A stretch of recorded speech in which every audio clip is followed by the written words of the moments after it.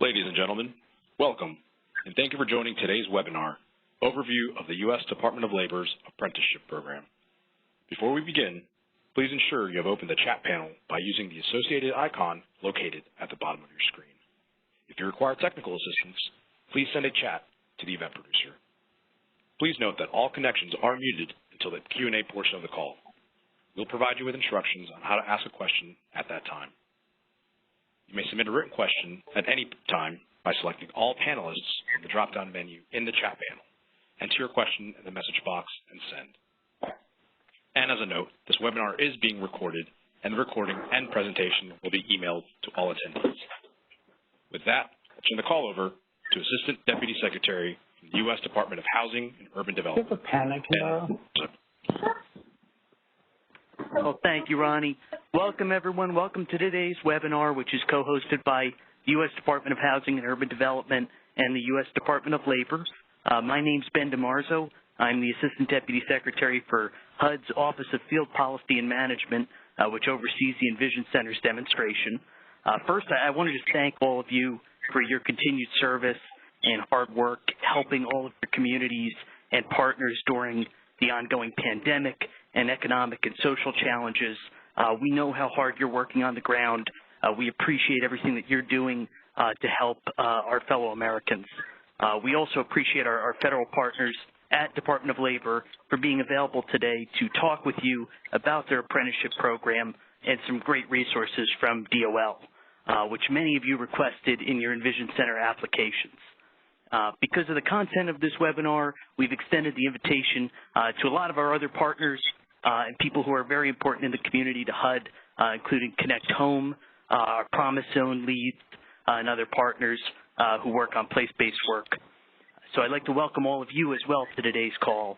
DOL is a critical partner in the EnVision Center's demonstration. They've participated in a lot of events with us, including our first event earlier this year at the Spokane Resource Center in Spokane, Washington. We were very happy to have them join us. Assistant Secretary John Pallas joined, and it was a fantastic overview and partnership with their WorkSource Center. So I think today's webinar is going to enhance some of your current services by allowing you to learn a little bit more about what DOL's apprenticeship program can do and how you can connect your customers and clients to their service. So today's webinar is part of HUD's efforts to connect our EnVision Centers with critical federal government resources and federal partners. We have two fantastic presenters today from DOL's Office of Apprenticeship. Our first presenter is Michelle Mills Jay. She's the program lead managing the Education Youth Portfolio in the Department of Labor's Office of Apprenticeship. Michelle's office has established apprenticeships in over 1,000 occupations in a variety of industries, works with federal government agencies to develop new apprenticeship occupations that fit their hiring structures. So Michelle's priorities include external partnership building, policy development, technical assistance, and expanding apprenticeships for youth and the education and workforce systems. So prior to joining the Office of Apprenticeship, Michelle worked in a variety of government and legal sector positions, including Department of Labor's Bureau of International Labor Affairs. She worked at the U.S. Department of Agriculture, Office of the Attorney General's Civil Litigation Section in D.C., and at a law firm in DLA Cliff Decker Hoffmeyer. I'd also like to introduce a second presenter from Department of Labor, Charlotte Harris.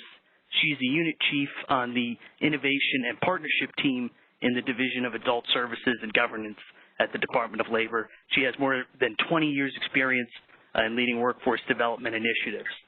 Charlotte's a retired Air Force veteran with extensive experience in workforce development, project management, and human relations. Prior to joining the Adult Services team, she worked in DOL's Division of Strategic Investments, working with discretionary grants. So Michelle and Charlotte, thank you so much for doing this for us today. We really appreciate you joining and giving us this overview. Michelle, Charlotte, I'll let you take it away. Thank you so much, Ben, and thank you to all of you who are here today on this webinar. We're so excited from the U.S. Department of Labor to talk about apprenticeships, to talk also about what we're doing with American Job Centers. So we're just very happy to be here with you all today. So first off, we're going to talk about apprenticeship.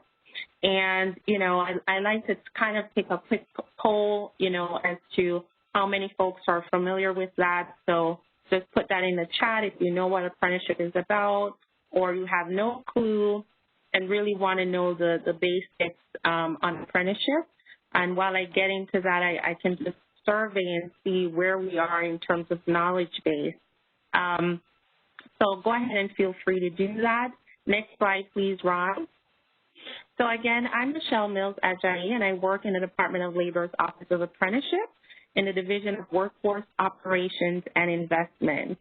And what was mentioned is that I manage basically our education and youth portfolio, trying to promote and expand pre-apprenticeship as well as apprenticeship across the entire country for the high school audience, community college audience, as well as four-year institutions, and working with nonprofits and different organizations, even private entities, industries, to develop these programs for young people and adults. Next slide, please, Ron. So what are we talking about here in terms of apprenticeship? It's an industry-driven, and I want to emphasize that, high-quality career pathway. And it really has multiple elements to an apprenticeship, but we're going to try to simplify it for you all today, just based on what I'm seeing in the chat with varying experiences on apprenticeship. But what's really key here to note is that it is a job from day one, and at the end of an apprenticeship, an individual receives a nationally recognized industry credential. And this is really important because, can you all hear me? Just want to check. I saw something in the chat about not being able to hear.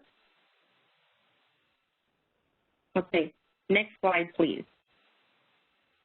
So these are the 5 key elements of an apprenticeship. It's the job from day one. There's what we call OJT or OJL, which is on-the-job learning in a work setting. There's also classroom training, which is typically referred to as related technical instruction. Then there's also a mentorship component.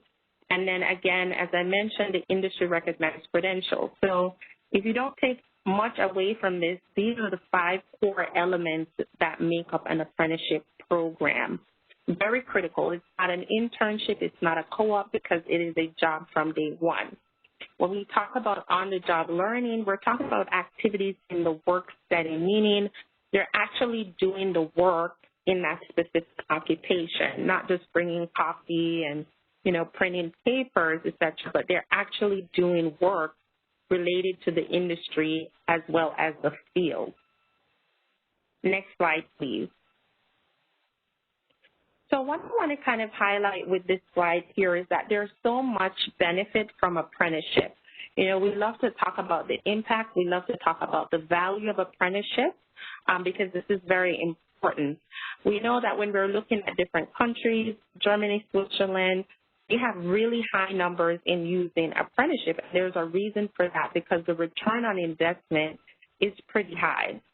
And so we know that data speaks well to this, statistics speak well to this, and so I just wanted to present some of that to you today as to why we're talking about using apprenticeship as a vehicle to really help people get that family-sustaining wage, to upskill, or to enter into a new career.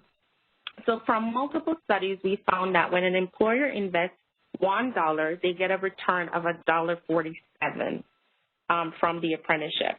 We've also learned that there's a 94% retention rate, meaning when an apprentice completes the program, 94% of the time that employer takes them on full time, right? And they continue to do the same work, the job that they were doing, but at a full worker proficiency level, since they're no longer an apprentice, but they're in that occupation full time.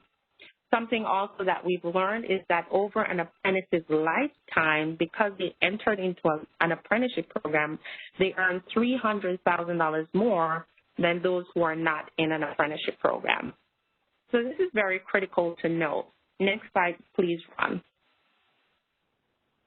So when we talk about apprenticeship, there are really three key roles here that I want to emphasize today, because we said, okay, we know it's a job, we know it has on-the-job learning, there's classroom instruction that's included, there's a mentor that's assigned to an apprentice, you get an industry-recognized credential, that's all great, but who are the key players? Who really make up an apprenticeship program?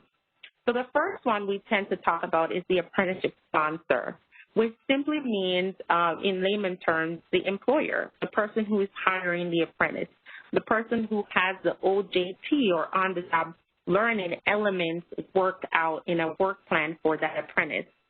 So, for instance, year one, they're doing maybe 450 hours of on-the-job learning, doing separate activities that align in a specific occupation, right? So that employer is the person that's hiring the individual, and we tend to call them the apprenticeship sponsor. The next individual or entities that are really helpful in the apprenticeship space are what we call intermediaries. These folks are not employers. They tend to rather bring together employers, nonprofit, educational groups to create the program, so they help to build the standards. When we talk about standards, we're talking about the elements that I mentioned before. Those 5 key elements are put into a standard and say, hey, we're going to recognize this as an apprenticeship program. So they help set up the program. And later when I talk about investments, I'll highlight a couple of our intermediaries that are working across the country to set up these programs, regardless of the industry or occupation. The next group is what we like to call the related technical instruction provider. Remember I mentioned in the 5 key elements that there is RTI, or classroom training. This is simply referring to an educational provider. So a lot of times we see community colleges that step into the space to provide the classroom instruction. That's simply what we're talking about here. Quite frankly, sometimes too you'll find community colleges serving as the employer sponsor, also providing the RTI, and really doing the entire package for an apprenticeship program. But those are the real key roles in apprenticeship that I really want you all to focus on today throughout this presentation. Ron, next slide, please. Now that I've talked about all the key players, what are some of the industries? We know that apprenticeship started way back in 1911, right, in Wisconsin, and it was in the skilled trades, the brick and mortar construction. But we've evolved since then, right, and we're very happy about that. Since the National Apprenticeship Act of 1937, we have regulations on the 29 CFR 29 and 29 CFR 30, which talk about the elements and really get into the legal language about apprenticeship. But today I'm not taking it to that level. We're kind of breaking things down to talk about where is apprenticeship now. It's moved beyond construction. It's moved beyond building trades. So it's in the industries like healthcare, in cybersecurity, IT in general, engineering, energy, hospitality, fintech, financial services, and so on.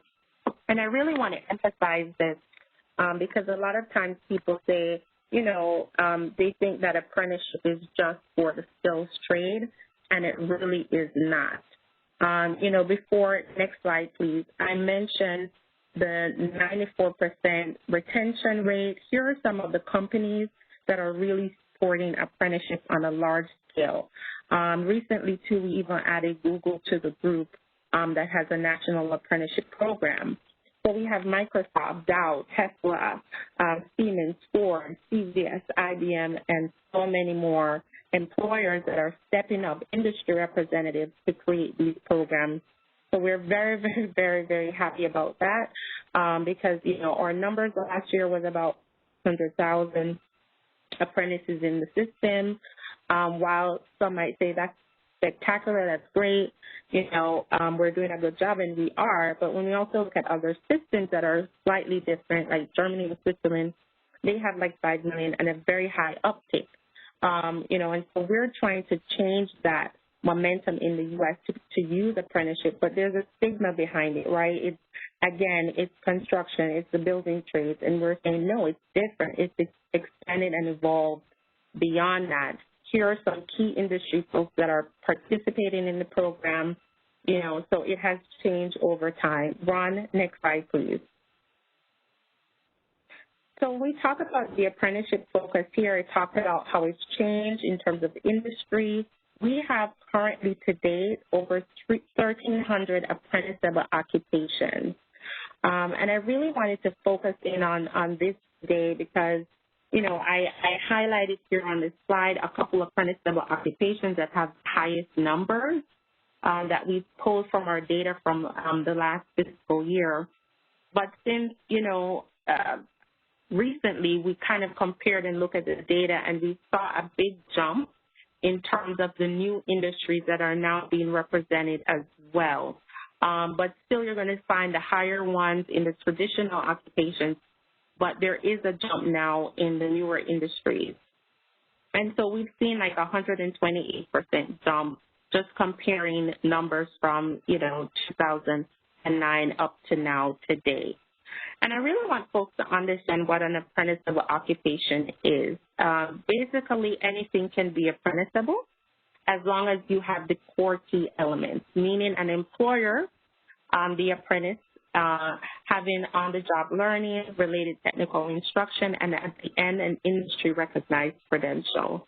I think sometimes folks try to overcomplicate apprenticeable occupations, but really once industry says, yes, we do have a field or an occupation in IT for data analytics, et cetera, yes, we can create that apprenticeable occupation in our system. And what's key to note is that this is recognized by industry.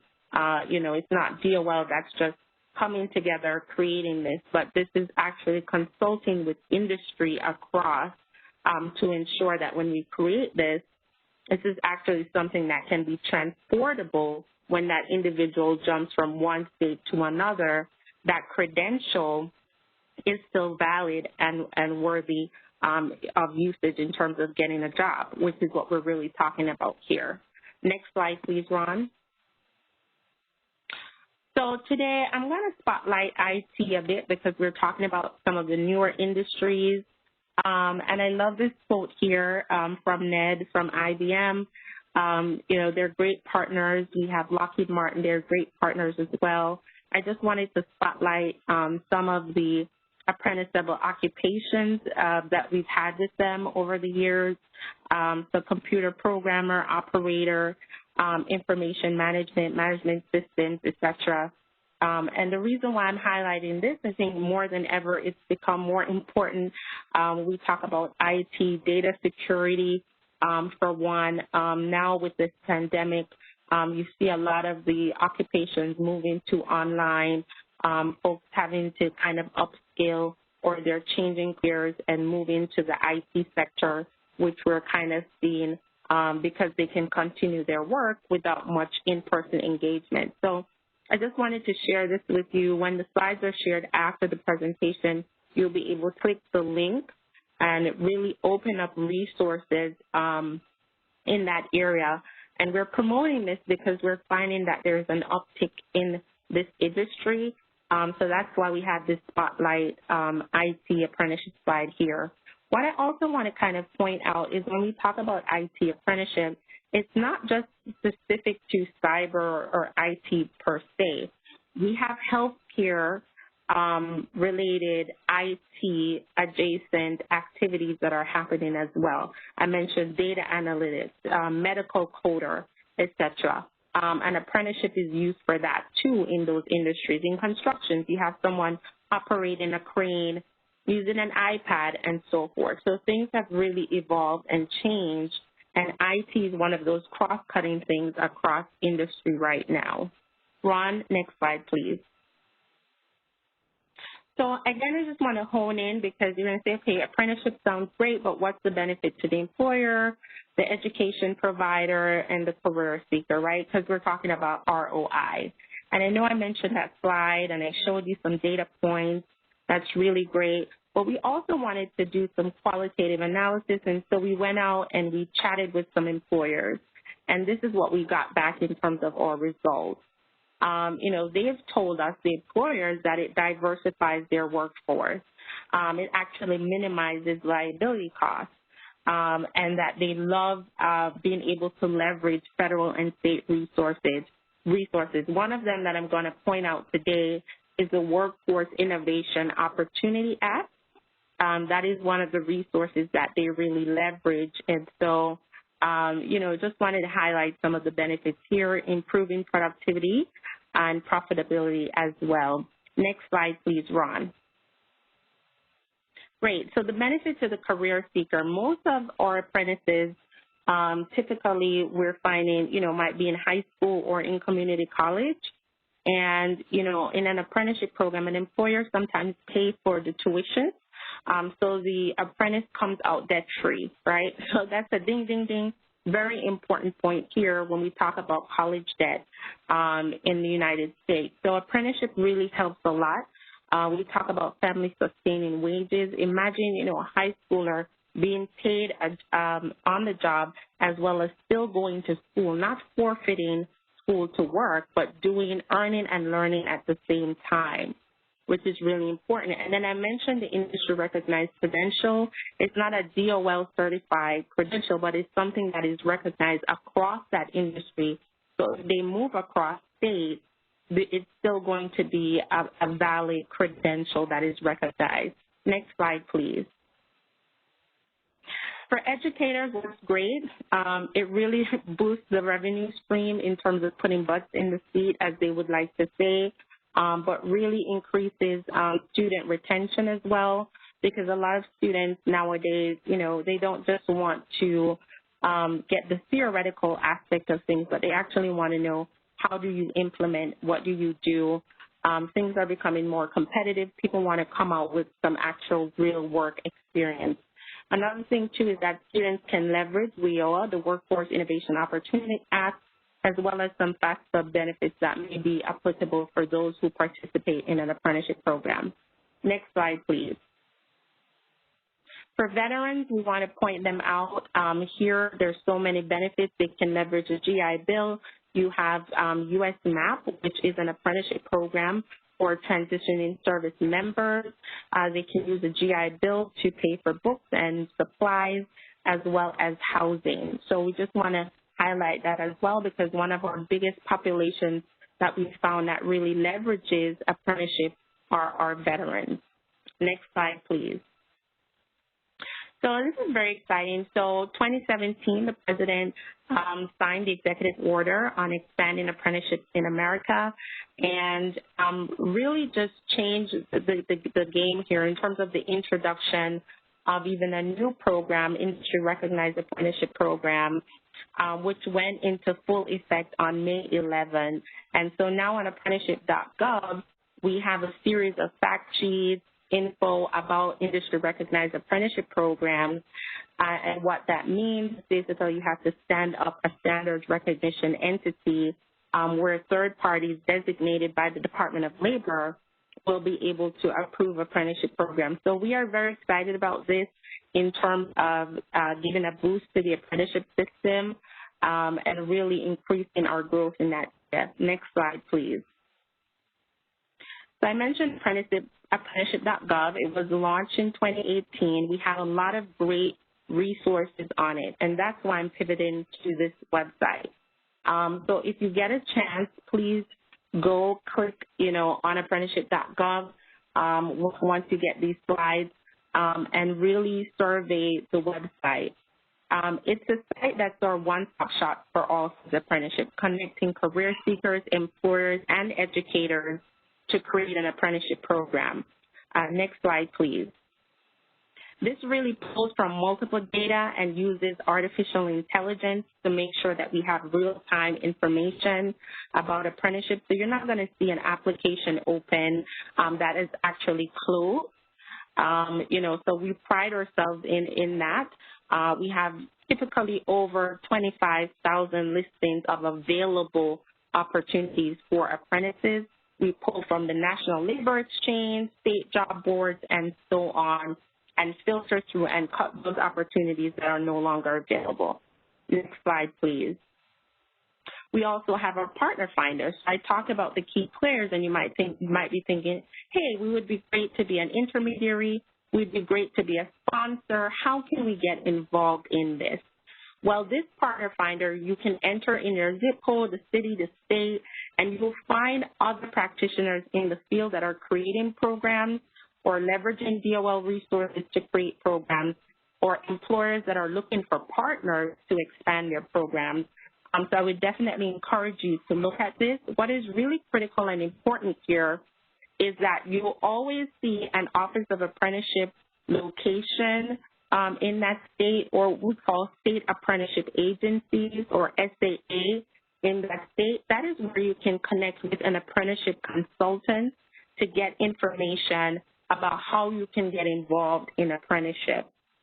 So we're very excited about this partner finder. It's very easy to use. It has folks' information in their email, phone number, etc., for you to get engaged and get connected. Ron, next slide, please.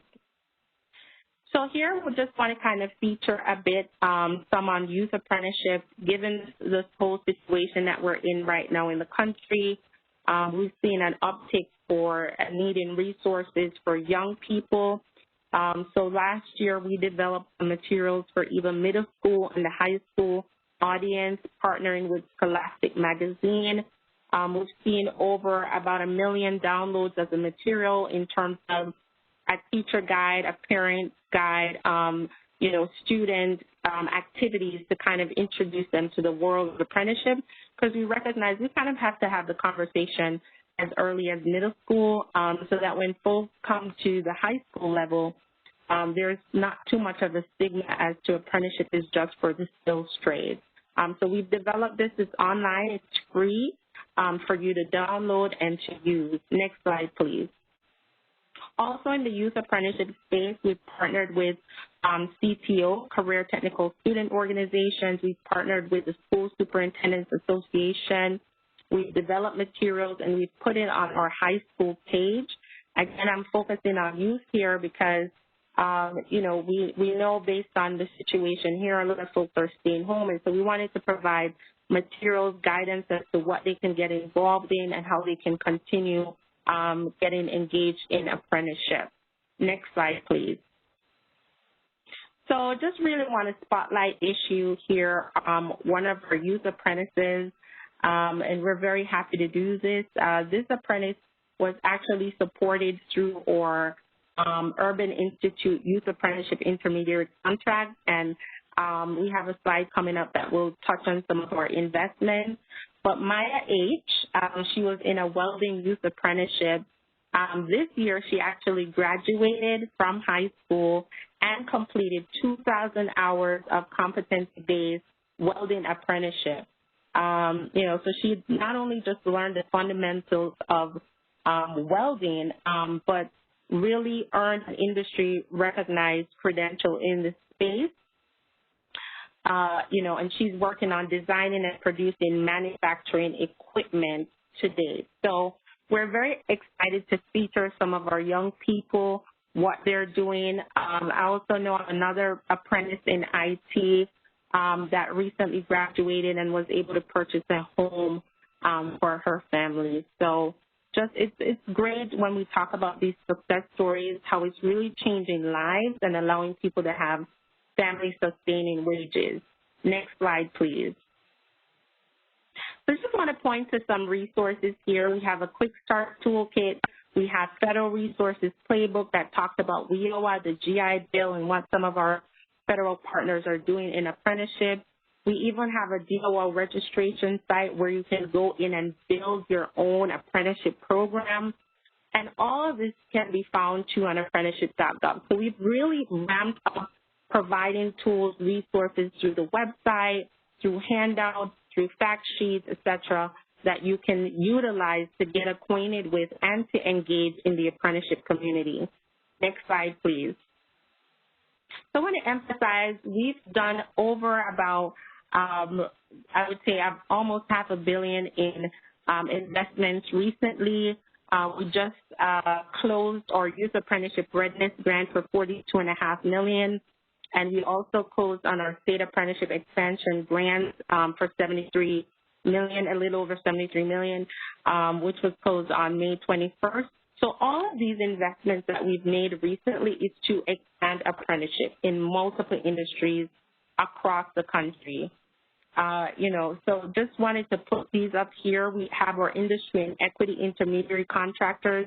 I mentioned intermediaries that are going across the country to help partner with you to create programs.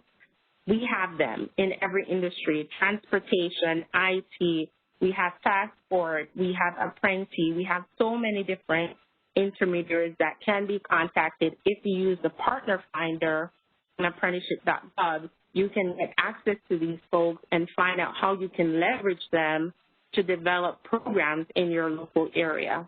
Next slide, please.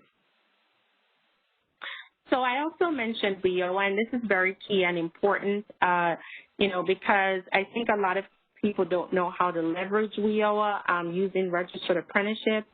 But for registered apprenticeship, it can be used to cover the on-the-job training expense, the related technical instruction expense, as well as supportive services, so child care, transportation, elder care, et cetera, to help support an apprentice during that time, during their journey in an apprenticeship program. So just wanted to highlight this key legislation and how it can be leveraged, and we have resources available as well on apprenticeship.gov, but this simply summarizes what you can get from it using registered apprenticeship.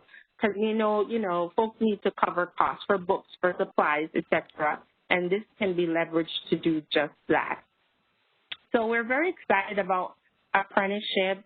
I look forward to getting your questions and engaging with you on this topic, and now I'm going to turn it over to my colleague, Charlotte Harris, to continue to talk about American Job Centers. Charlotte, over to you. Thanks, Michelle. Ron, could you turn to the next slide, please?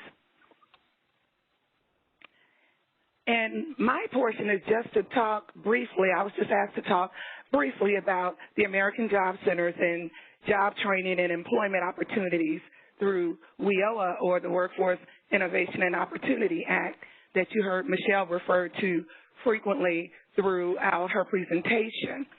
And from what I understand, there are several new HUD providers, not HUD providers, but EnVision Center providers, just to provide general information that I can provide this information to you about how you can access some of these WIOA resources and what the public workforce system does. Next slide, please. In general, WIOA, the Workforce Innovation and Opportunity Act, this is the place where you can access those funds and dollars and information about apprenticeships and other workforce opportunity. And the public workforce system in general is designed to help job seekers look for work or access employment, education, and training, and to help employers find qualified and skilled workers that they need to compete in the job global economy. As Michelle said, apprenticeship is one good way to do that, and that is one of the programs you can access through the public workforce system. Next slide. The public workforce system is administered through your local workforce boards, and they are managed through the American Job Center network. And here it provides career and training services at nearly 2,400 one-stop centers. You heard the one-stop centers, or the American Job Centers, is the new brand under WIOA. And if you haven't heard about it, a lot of people refer to these offices still as the unemployment office, but it is now the American Job Center, or your local one-stop area. And we have over 2,400 of them. There are comprehensive centers and there are affiliate centers. The comprehensive centers include all of the required partners, which I'll talk about shortly. The affiliate centers are smaller, kind of like a satellite center. They don't have all of the required partners, but can partner with apprenticeships and can partner with the EnVision centers. I've visited a couple of the EnVision centers, so I know that a lot of you are partnering with the American Job Centers, so you are very familiar with it.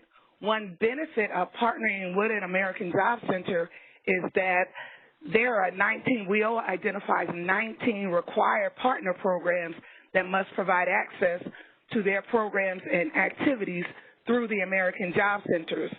And these required partners include the Department of Education, their adult literacy program, and their vocational rehab programs. We partner with HUD as well, some of the other programs within HUD, HHS, the TANF programs, the VETS programs, the Native American programs, older worker programs, and of course the adult youth and dislocated worker programs. I'm not going to name all of the programs, but a benefit to partnering with the public workforce system is there's already an ingrained system of partnerships that you can connect with to expand your program and complement and supplement one another's services. A good thing about the public workforce system under WIOA, the revised law, is that priority of service must be given to low-income individuals. So these are individuals already that are in your system that use the same system, and as I share often, that we share the same individuals. They're looking for work. Our role is to try to minimize them going to one place, to the next place, to the next place. How can we provide complementary services so those who do things best can do that and free the other partners up to work on other things? Because our money, we don't have a lot of money, so it helps us to use federal monies wisely. But again, you connect with a partnership already, and you can have them do some of the things that your money can't do. Let's go to the next slide, please. I was asked to talk about some of the career services that are provided through the American Job Centers. When a job seeker is looking for work, and again, that can be an adult, youth, or dislocated worker. And a dislocated worker, of course, we have many of them now. These are people who lost their job through no reason of their own and are looking for work, young people, ages 14 through 18, and the adult is anybody that's 18 and over. So you can come into the American Job Centers looking for work and getting assistance. Before WIOA, there was a tiered service where you had to come in first and get this one service before moving to the next level. WIOA changed all of that. Now it's customer-based, customer need. There's an assessment that is done, and the job seeker can get the skill or the assessment or the service that they need. Some of these services, basic services, anybody can walk in the door and use your American Job Center. And you can use just the resource room, the computer rooms, do workshops, all kinds of career service type of activities. They're also, for those who need more intensive services or need to skill up or change their skills, there are assessments done through your American Job Centers. And again, these are all at no cost to the individuals. One good thing, well, there are many good things, but one good thing in particular as it relates to the apprenticeship programs, the American Job Centers now can pay for pre-apprenticeship training and staff, because as you get into the apprenticeship programs, you have to have a certain skill level, math and reading levels. To help individuals who are not at that level, they can get these services through the partnerships at the American Job Centers to help them to skill up, to be able and available and ready to get into an apprenticeship program. There's also workforce preparation activities. This is, of course, this is a small list, but some of the things: resume writing, interviewing skills, and job clubs, and job search and placement. There are a lot of job search assistance activities available through your American Job Centers. So if you're doing a workshop or resume workshop, a resume writing workshop, you may not need to do it. You may have somebody from the American Job Center come to your service to do it, or you can send your individual or your customer over to the American Job Centers, or you can participate as a partner in the American Job Center to provide some of these same services or activities, again, freeing you up to work on other things that we may not be able to do. Next slide. Building a relationship with your workforce system. How do you connect with your American Jobs system or your workforce system? How do you become a partner in the American Job Center, we all identify some required partners, but the local areas also have the opportunity to have optional partners or additional partners in their local workforce system, which is a good thing because they can have anybody that that they think supports and complements what they're trying to do. And I know the HUD centers do a lot of complementary things that the workforce system can do. It says, first, how do you build the system? First, determine how your customers can benefit from services offered through a partnership. Evaluate your customers. What do they need? I know you guys do an assessment when you guys at the HUD centers, you do a lot of things. What do your customers need as it relates to getting back to work, getting training, getting their skills up? Determine how they can benefit from services offered through the workforce system. Is this something that can happen over at the workforce center? Second, ask the question, how can the services that our agency provides supplement or complement the public workforce system? What do you do that the American Job Center does not do that can help a customer that's using that center? So as far as the housing pieces of that, getting people back to work, legal systems, legal partners, there are some things that the EnVision centers can do that the American Job Centers can focus on the other parts of that, getting them work ready. And third, once you determine how your customers can benefit from there, because there are, as Michelle mentioned earlier, there are supportive services funds that are available, can pay and help pay for some of those things, books. There are other work-based learning opportunities that are available through the American Job Center. So when you're dealing with your customer or serving your customer, how can they benefit from what's already available through that partnership of agencies that's already there? Second, how can what I do complement that so we can make what we do bigger for the whole community? And third, reach out to your local workforce board. I have a link in there, the Workforce Board Finder.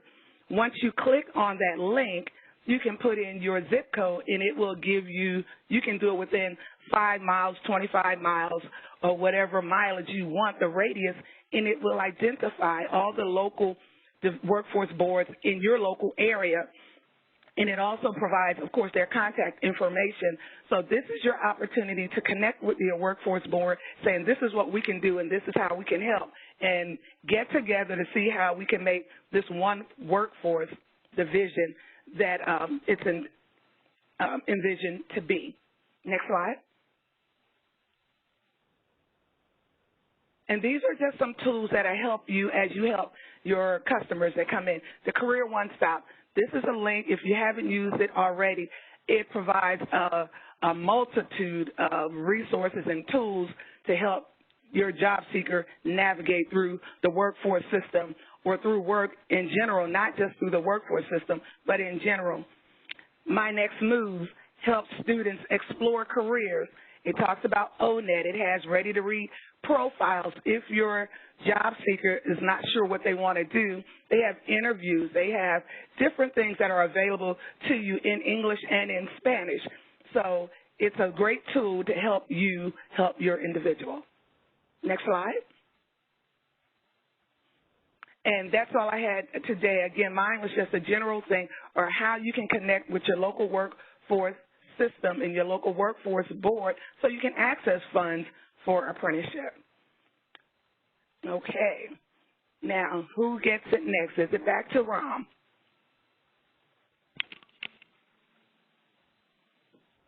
Okay, and if we're switching to Q&A, ladies and gentlemen, if you'd like to submit a question, please select all panelists from the drop-down menu in the chat panel, enter your question in the message box provided, and send. Alternatively, if you'd like to ask a question on the phone, please press #2. You will hear a notification when your line is unmuted. At that time, please then state your name and question.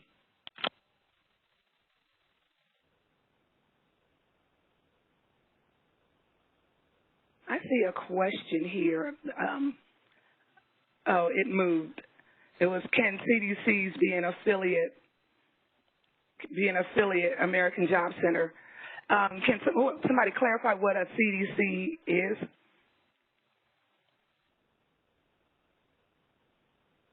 Or are you referring to Centers of Disease Control? Is that what you're referring to? Or child development, you know, right. Remember I was in the military. Community Development Corporation. Thank you. The local workforce board determines the affiliate setups. So connect with your local workforce board. The CDC corporation as a whole can't necessarily sign up to say I want to be an affiliate. There are requirements. The affiliates have to have at least a Title I person and a Title III in there and any other partner. So connect with your local workforce board to see how you can connect with them at an affiliate or to let them know you would like to do that. But for an affiliate through the public workforce system, it has to have at the minimum those two title programs, Title I and Title III, and then any other partner for it to be considered an affiliate. Great. I just see a question in here about multiple employers. I see a comment about the complication of apprenticeships, etc. So want to say that you can have multiple employers involved in an apprenticeship program. I've seen a model, for instance, where an intermediary, a mentioned intermediary, say apprentice, who's not the sponsor, may have 10 different employers signed up under them that can take on apprentices one by one, or take different aspects of a training for that apprentice. So company X deals with, 1,000 hours of OJT training. Company Y deals with the other 1,000 hours of OJT training, and that intermediary is the one that submits the paperwork and really tracks and makes sure that that apprentice goes through the program successfully. So you can have multiple employers involved in an apprenticeship program working together like a partner agency of sorts to get an apprentice through. What is a little bit unflexible is, for instance, it has to follow the flow of an apprenticeship. So there has to be 144 hours of related technical instruction. There has to be 2,000 hours of on-the-job training. It has to be for a minimum of a year. Right? It has to follow those basic elements that we mentioned in the PowerPoint. So that's what's really key to understanding about an apprenticeship. And also we have that partner finder. So if you're at a loss and you're saying, I don't even know how to start with the paperwork, where to go, what to do, if you go on apprenticeship.gov and click the partner finder, enter your zip code, you'll find an Office of Apprenticeship or a state apprenticeship agency or even an intermediary that's listed that you can call and say, hey, I want to do this type of an apprenticeship program for some students in my local area. How can I get started? I need help. And they'll assist you. So I hope that helps. As for the, I'm going to send, Ram, I'll send it to you guys, and you guys can send it out to the group as an attachment, the guidance on the operations of the American Job Centers and what it requires to be an affiliate center and comprehensive center, because I see a couple of questions on can I be an affiliate, other ones there. So I will send you that for you to send out to the group so they can see what the requirements for that are. Because, again, it has to be established through your local workforce board, but there are some requirements that that partnership entails. So I'll send that to make sure everybody has it, and you can contact me later if you have questions after that.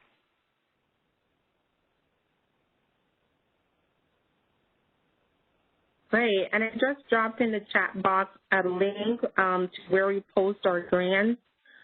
There you can see the recently closed ones for youth apprenticeship as well as the state expansion grants and some other grant opportunities and investments that come out of our sister offices. So the slide where I showed all of our apprenticeship investments, some of those too are from our Office of Workforce Investment.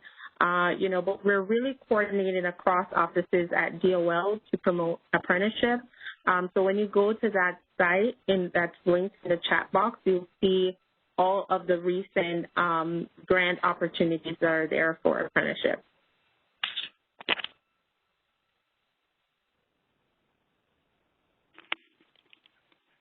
Okay, I know you guys wanted us to leave time back for the Assistant Secretary to speak.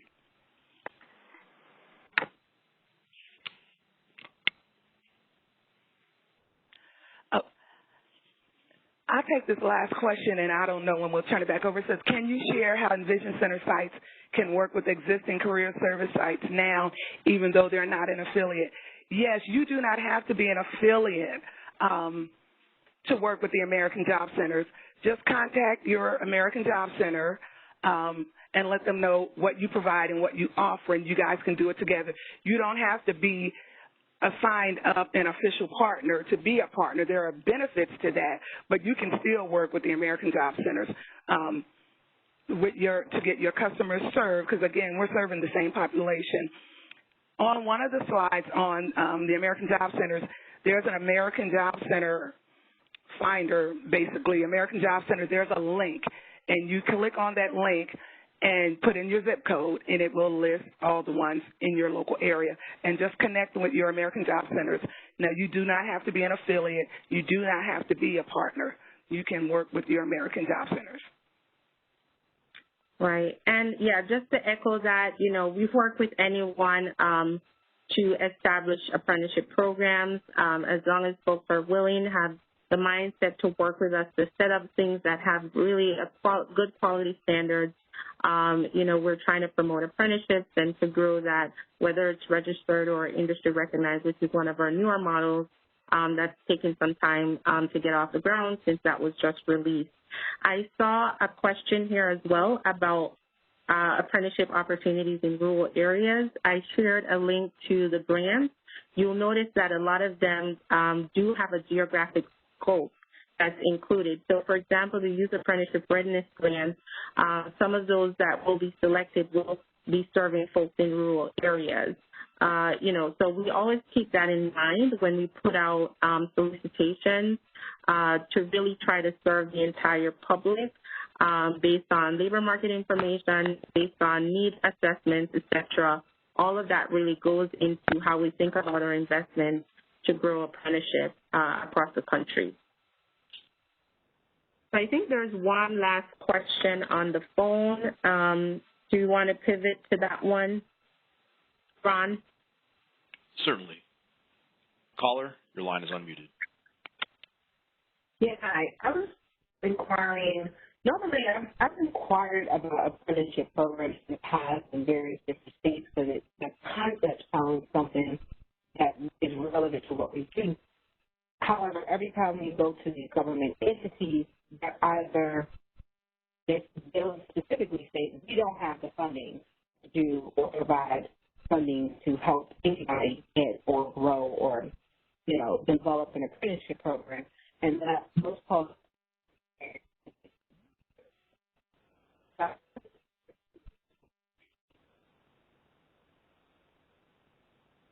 Oh no, you were breaking up.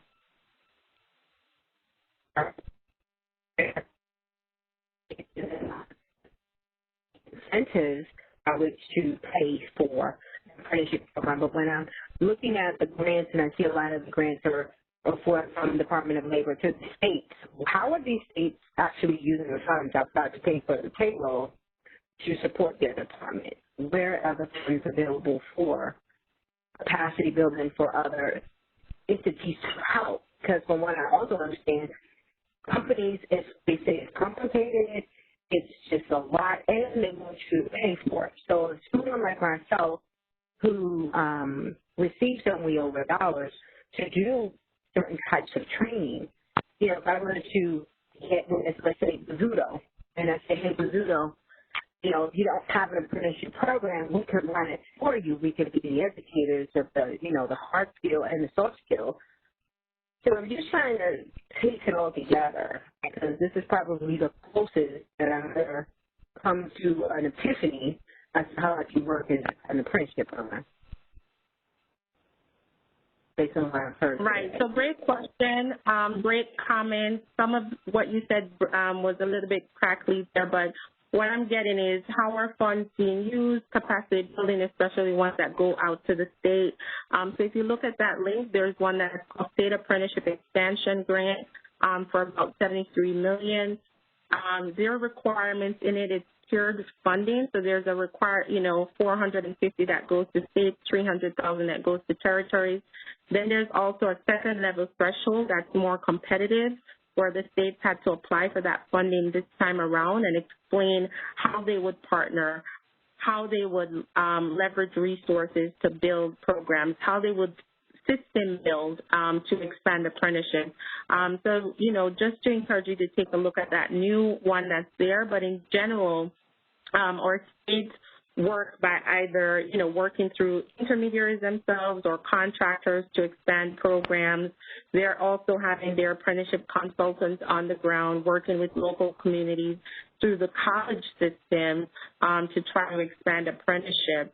So that's really how they're getting that done, to kind of ramp up programs and working with local employers as well in your local community. So one of the things I really want to hone in on is the intermediary role.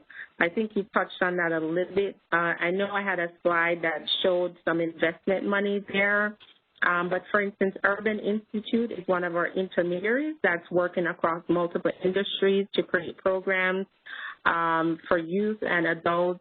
Jobs for the Future is another one of our intermediaries that's also expanding opportunities across the country. ICF, Net America, Fastport, Transport in Transportation Industry, Apprenti in IT, WTIA in IT, and so on. So we have a list of about 15 intermediaries that are contracted with us, that are going across the country to create programs, and they can be contacted if you go to the partner finder that we have on apprenticeship.gov. We know apprenticeship.gov is one of the newer models, but I promise you, if you were to demo live here and you go on apprenticeship.gov right now and enter zip code or enter intermediary, you'll find plenty of them that are industry specific that you could just pick up the phone and call them without needing to answer the question of, do you have financing to build a program? They can help with that. Intermediaries can actually help in terms of providing what we call incentive funding to employers to get them started with a cohort of apprentices. So there are so many ways that we can create programs. I think, it's really just finding an apprenticeship consultant in your area that can really help to develop the program. So now I'm going to pivot to Ron to see if there are any additional questions on that, or if we want to pivot to the Secretary. Thank you.